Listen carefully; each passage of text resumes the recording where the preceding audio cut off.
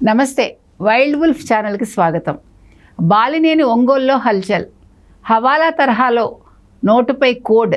అసలు ఏంటి ఈ కోడ్ తెలుసుకుందాం. మనతో పాటు ఉన్నారు ప్రముఖ రాజకీయ విశ్లేషకులు శ్రీ కేవీవి ప్రసాద్ గారు. నమస్తే సార్. నమస్తే అమ్మా. ఏంటి సార్ ఇది, ఈ ఓటు మీద కోడ్ ఏంటి, ఈ బాలినేని ఒంగోలులో హల్చల్ ఏంటి? ఇప్పుడు బాలినేని చూశారు, లాస్ట్ టైం కూడా వాళ్ళ కోడలు వాళ్ళంతా కూడా క్యాన్వాసింగ్ వెళ్ళినప్పుడు కూడా వాళ్ళు వాలంటీర్లు పెట్టుకుని క్యాన్వాస్ చేస్తుంటే దాన్ని నిలదీసినందుకు, దాన్ని ఏదో ఫోటో తీసినందుకు, వీడియో తీసినందుకు ఒక కుటుంబాన్ని ఏ విధంగా అయితే హింసించారు, ఎదురుదాడి చేసి ఎదురు కేసులు పెట్టి ఇబ్బంది పెట్టారండి. ఇది మీరు చూస్తే ప్రస్ఫుటంగా ఓటమి అంచున ఈ రోజున వైసీపీ ప్రభుత్వం ఉంది. సో ఈ నిరాశ నిస్పృహలతో ఈ ఎంపీ క్యాండిడేట్లు కానీ ఎమ్మెల్యే క్యాండిడేట్లు కానీ వీళ్ళు చేసే వ్యవస్థ, వీళ్ళు చేసే పనులు చూస్తే పరాకాష్ఠకి వెళ్ళిపోయింది.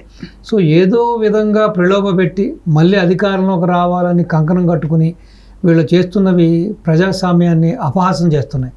ఇటు ఇంకా కూడా కొంతమంది పోలీస్ ఆఫీసర్లు ఇంకా కూడా వాళ్ళలో మార్పు రాకుండా ఇంకా కూడా వైసీపీ తొత్తులుగాను, వైసీపీ కార్యకర్తలుగాను, వైసీపీ ఇంటి కుక్కల కన్నా హీనంగా పనిచేస్తున్నారు.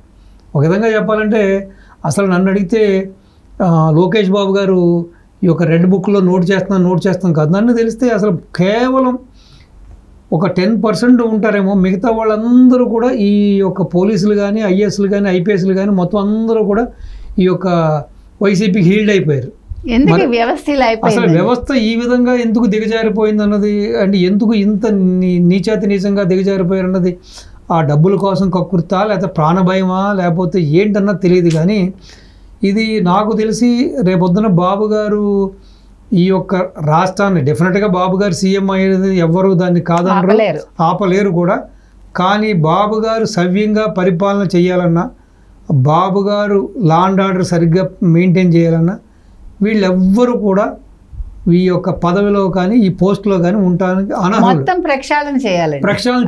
గ్రాస్ రూట్ మొత్తం ప్రక్షాళన చేయాలి. ఎందుకంటే ఈ రోజున ఆపద్ధర్మ ప్రభుత్వం ఉన్నప్పుడు కూడా ఇంకా కూడా వైసీపీ ఇంటి మనుషుల్లాగా వీళ్ళు వ్యవహరిస్తున్నారంటే రేపొద్దున కూడా బాబు గారికి డెఫినెట్గా వీళ్ళు చెవిలో జోరేగల్లాగానే మారిపోతారు.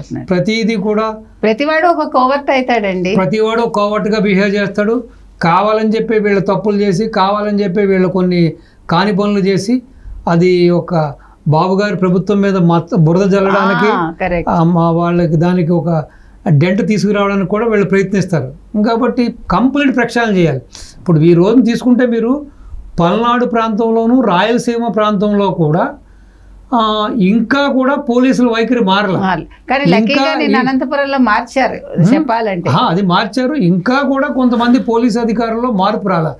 ఇంకా కూడా వాళ్ళు వైసీపీకి తొత్తులుగానే పనిచేస్తున్నారు.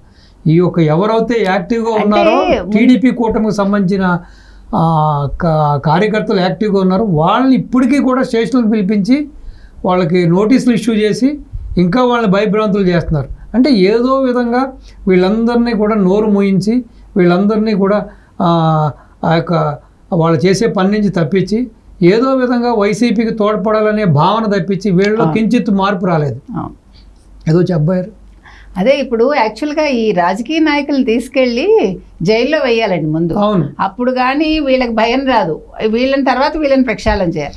అయితే ఇప్పుడు ఈ ఓటు నోటు ఇదేంటండి? ఇది యాక్చువల్గా మీరు చూస్తే ప్రపంచంలో ఏదైనా సరే ఎవరైనా సాధారణంగా తీసుకునేది ఒక మంచిని మనం తీసుకుంటాం. ఒక ఎక్కడైనా ఒక మంచి, ఒక సపోజ్ జర్మనీ అంటే ఒక మంచి హై అండ్ కార్స్కి ఒక BMW కొనుక్కుందాం, లేకపోతే ఒక ఆడి కొనుక్కుందాం, ఒక మెర్సిడెస్ బెంజ్ కొనుక్కుందాం అని కోరుకుంటారు. కానీ ఈ వైసీపీ నాయకుల వైఖరి ఎలా ఉందంటే ప్రపంచంలో కానీ దేశంలో కానీ ఎక్కడ పక్క రాష్ట్రాల్లో కానీ చెడు ఉంటే అది వీళ్ళకి ఆదర్శం. ఎందుకంటే వీళ్ళ యొక్క పార్టీ, వీళ్ళకు విధి విధానాలు, వీళ్ళకి ఐడియాలజీ, మెథడాలజీ, వీళ్ళు ఆ విధంగానే పైకి వచ్చిన వాళ్ళు. సో కాబట్టి ఒక చండాలమైన పునాదుల మీద వచ్చిన పార్టీ కాబట్టి దాంట్లో ఉన్న వ్యక్తుల వ్యక్తిత్వాలు, మనస్తత్వాలు కూడా అలాగే ఉన్నాయి. ఇప్పుడు లాస్ట్ టైము ఆ యొక్క శశికళ యొక్క మేనల్డు దినకరణ చేసిన ప్రయోగం ఇది. అతను 20 రూపాయల నోటు వాళ్ళకి ఇచ్చి ఆ విధంగా తర్వాత ఓటేసిన తర్వాత డబ్బులు కలెక్ట్ చేసుకోమని చెప్పి అతను సక్సీడ్ అయ్యాడు. ఇప్పుడు దాన్ని వీళ్ళ కాపీ కొడుతూ సో వాడైనా డబ్బు మాత్రమే ఇచ్చాడు, వీళ్ళు ఇంకా దిగజారిపోయి 10 రూపాయలు ఇచ్చి తీసుకెళ్ళిన వాడికి కోడ్ ప్రకారం 10 రూపాయలు ఇచ్చి అక్కడ కోడ్ మ్యాచ్ అవగానే 2 క్వార్టర్లు, సో 20 రూపాయలు ఇస్తేనేమో 3 క్వార్టర్లు, 50 రూపాయలు ఇస్తేనేమో కోడ్ మ్యాచ్ అవుతానేమో 6 క్వార్టర్లు, ప్లస్ 50 రూపాయలు ఇస్తేనేమో బియ్యం బస్తా. ఈ విధంగా దిగజారిపోయి ఎక్కడో అక్కడ చంద్రగిరి నుంచి వచ్చి ఇక్కడ ఎంపీగా అవుదామన్న చెవిరెడ్డి భాస్కర్ రెడ్డి, ఇటు బాలినేని శ్రీనివాసరెడ్డి ఈ ప్రజా ఆగ్రహాన్ని చూసి ప్రజల్లో వెల్లువెత్తుతున్న ఈ అసంతృప్తి, వీళ్ళ పార్టీ మీద వ్యతిరేకతను ఏ విధంగా అయినా సరే తట్టుకుని నిలబడి మళ్ళీ అధికారంలో రావాలని అర్ధరాత్రి కాడ వైన్ షాపులు తెరిపించి, అర్ధరాత్రి కాడేమో బియ్యం దుకాణాలు తెరిపించి ఈ విధంగా చేస్తాం. వీళ్ళేమో ఇన్ఫర్మేషన్ వచ్చి ఏమో వెళ్ళి అధికారులు పట్టుకోవడం, మళ్ళీ ఈ యొక్క పై అధికారుల ఒత్తిడితో మళ్ళీ అదేమీ లేదని చెప్పి వీళ్ళేమో బుకాయించడం. సో ఇదంతా కూడా చూస్తుంటే అసలు ఇప్పుడు రాజకీయ నాయకుడు అన్నా కూడా ఏదైనా మంచి చేస్తే మంచి చేశాను నాకు ఓట్లేండి అని అడగాలి, కానీ ఈ విధంగా కూడా లాస్ట్ టైం ఏమో జగన్మోహన్ రెడ్డి ఏమో అగ్గులిచ్చి కౌగులించుకుని ముద్దులు పెట్టి చంపేశాడు, జనాలను చంపేశాడు. ఇప్పుడు వీళ్ళు ఇంకా చంపేయాలని చూస్తున్నారు. సో అసలు ఆ మద్యంతో సగం రోగాలండి ఇప్పుడు ఆంధ్రప్రదేశ్లో. అమ్మ నాకు మెడికల్ లైన్లో చాలామంది ఉన్నారు, ఈ కార్పొరేట్ హాస్పిటల్లో కూడా చాలామంది మిత్రులు ఉన్నారు డాక్టర్లు. సో దగ్గర ఈ రోజున లివర్ సిరోసిస్తో, సాధారణంగా లివర్ సిరోసిస్ అనేది ఏంటంటే అపరిశుభ్రమైన ఆహారం సేకరించినప్పుడు కానీ, అపరిశుభ్రమైన నీళ్లు, వేరే ఏదైనా ఎక్స్ట్రా మనం తీసుకున్న ఆహారంలో ఏదైనా బ్యాక్టీరియా ఉంటే కూడా సాధారణంగా లివర్ సిరోసిస్ రావడానికి కూడా అది it will take hell of time, అంటే ఇమీడియట్గా రాదు. కానీ ఈ 5 ఏళ్లలో దగ్గర మీకు ఒక 95% లివర్ సిరోసిస్ కేసులు కారణం ఈ జగన్మోహన్ రెడ్డి మద్యం అని చెప్పి క్లీన్గా ప్రతి డాక్టర్ చెబుతున్నాడు. ఒక్క లివర్ సిరోసిసే కాదమ్మా, లంగ్స్, హార్ట్, కిడ్నీలు రకరకాలతోటి ఆల్రెడీ 5-6 లక్షల మంది చనిపోయారు. వీళ్ళ యొక్క ఈ దరిద్రగొట్టు ఈ మద్యం వ్యాపారం పేరు చెప్పి ఎన్నో పసుపుతాళ్ళు దిగిపోయినాయి, ఎంతోమంది ముత్తైదువులు అభాగ్యులైపోయారు. అయినా సరే వీళ్ళ యొక్క ఈ ధనదాహం ముందు తగ్గట్లేదు. ఇప్పుడు మళ్ళీ వీళ్ళ పంచేది కూడా ఇదే, ఈ పనికిమాలిన సరికే. ఇప్పుడు క్వాలిటీ మద్యం అనేది ఎక్కడా లేదు. ఇప్పుడు ఈ అమాయకులు కూడా మనం చెప్పేది ఏంటంటే, నాయన తాకండ్రా నాయన, ఏదో ఓసీలో వస్తుందని ఫినాయిల్ తాగితే దాని దుష్పరిణామం ఎలా ఉంటుందో.